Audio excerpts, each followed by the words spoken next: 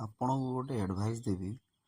ଆପଣ ଯେବେ ବି ଗୋଟେ ବ୍ରଏଲର ଫାର୍ମ କରୁଛନ୍ତି ଓପନ୍ ସେଡ୍ରେ, ତ ସେଟା ସବୁବେଳେ ଆପଣ ପୂର୍ବ ପଶ୍ଚିମ ମୁହାଁ କରିବେ, ଉତ୍ତର ଦକ୍ଷିଣ କରିବେନି। ଯୋଉଟା ମୁଁ ଆଜି ପ୍ରୋବ୍ଲେମ ଫେସ୍ କରୁଛି, ମୋର ଫାର୍ମଟା ହେଲା ଉତ୍ତର ଦକ୍ଷିଣ, ଯାହାକି ସବୁବେଳେ ଖରାଟା ତା ଉପରେ ରହିବ।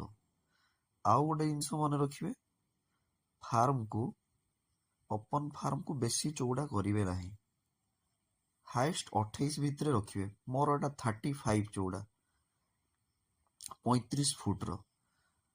ତ କ'ଣ ହବ ନା, ଆପଣଙ୍କର ଭେଣ୍ଟିଲେସନ ପ୍ରପର ଠିକ ସେ ହବନି, ଯାହା ଫଳରେ ଆପଣଙ୍କୁ ମ୍ୟାନୁଆଲି ଭେଣ୍ଟିଲେଟ କରତେ ପଡିବ।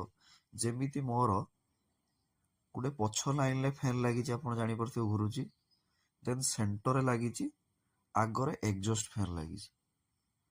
କାମ କ'ଣ ନା, ଯୋଉଟା ପୁରା ଲାଷ୍ଟରେ ଯୋଉ ଲାଗିଛି ଫ୍ୟାନ୍ଟା, ସିଏ ହାୱା ଫିଙ୍ଗିବ ବାହାରୁ, ଦେନ୍ ମଝିରେ ଯୋଉ ଫ୍ୟାନ୍ ଲାଗିଛି ସିଏ ତାପରେ ପୁଣି ନେକ୍ସଟ ହାୱା ଫିଙ୍ଗିବ, ପୁଣି ଏକ୍ସଜଷ୍ଟ ଫ୍ୟାନ୍ ବାହାରକୁ ହାୱାଟା କାଢିବ।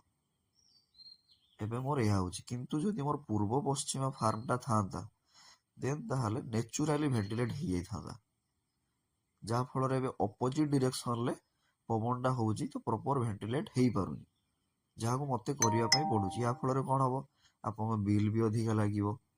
ତ ଏଇସବୁ ଆପଣ ପ୍ରୋବ୍ଲେମ ସମ୍ମୁଖୀନ କରିବେ। ତ ଏତିକି ଆଡଭାଇସ୍, ଆପଣ ଲାଇଫରେ ଯେବେ ଓପନ୍ ସେଡ୍ ଫାର୍ମ କରୁଛନ୍ତି, ତ ତାର ପ୍ରପର ଧ୍ୟାନ ଦେବେ। ଚଉଡ଼ା ଅଧିକା ଫୁଟ କରିବେ ନାହିଁ, 28 ଭିତରେ ରଖିବେ, 25 ରୁ 28 ଏନାଫ୍।